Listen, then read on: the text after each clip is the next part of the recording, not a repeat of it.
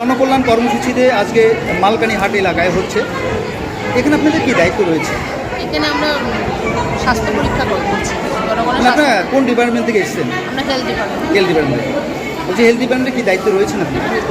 কি দায়িত্ব? আমি হচ্ছে হেলথ অ্যাসিস্ট্যান্ট। বলছিলাম এখানে আপনার স্বাস্থ্য পরিষেবার পাশাপাশি ওষুধও দিচ্ছেন তো রোগীদের, হ্যাঁ যারা মূলত এই ক্যাম্পে আজকে পরিষেবা গ্রহণ করছেন, হ্যাঁ তাদের কোনো শারীরিক সমস্যা হলে আপনারা সেই পরিষেবা দিচ্ছেন? যারা আসছে যাদের অসুবিধা হচ্ছে বা যাদের প্রেশার সুগার আছে তারা এসে প্রেশার সুগার চেক করেছে। তারপরে যাদের গরমের জন্য যাদের অনেকের ডায়রিয়ার সমস্যা বা ডিহাইড্রেশনের প্রবলেম হচ্ছে তারা আসছে। বলছিলাম 3 দিন তো ক্যাম্প হয়ে গেলো, আজকে সকাল থেকে আপনারা রয়েছেন, মূলত কী ধরনের পেশেন্ট আজকে দেখা যাচ্ছে এই ক্যাম্পে?